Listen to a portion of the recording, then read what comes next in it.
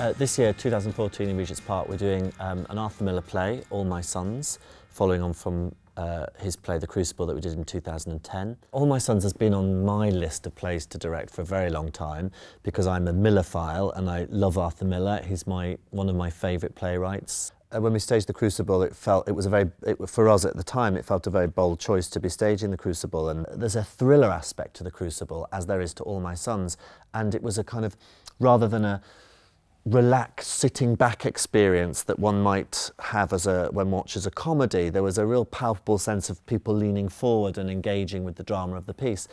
Looking back now that we're doing a second Miller, I think directors and I hope audiences fall in love with Arthur Miller. All My Sons is written in 1947, so just right after the Second World War, and it's set in a Midwestern garden, an unspecified Midwestern town, in a very enclosed, very importantly, very enclosed, protected, self-protected garden, safe. Any Middle America, it could be any Middle America backyard, a very ordinary family. We are seeing a garden, but it's not a fully naturalistic garden. It's a heightened garden. It's a garden that is reflected through a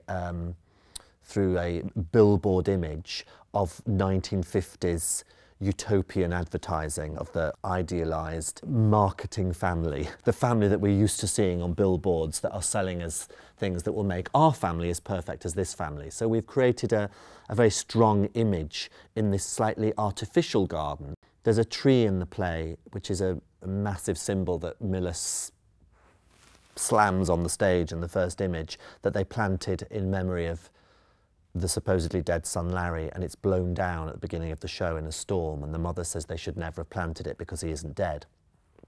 So we want a very real tree in the middle of all this artifice, and the stage is elevated, so we see the tree from the stage level, and then underneath the stage we've got masses of roots spilling out into the audience and to the side that the neighbours use as access into the garden, and the roots connecting to the real trees in our park, and the roots being the greater world, and taking the symbol a little bit further, that Miller tries to isolate this one tree and this one family in this garden, and that his play, or The Secret, reveals that we're social beings.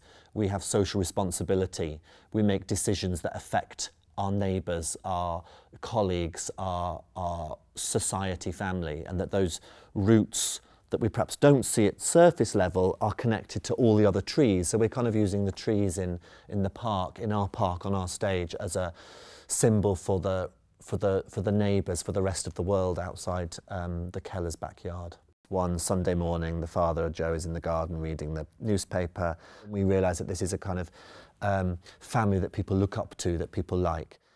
As the play progresses, we realise that they had two sons, Chris, who is in the play and adores his father, and it's a really rather wonderful, functioning, aspirational father-son relationship.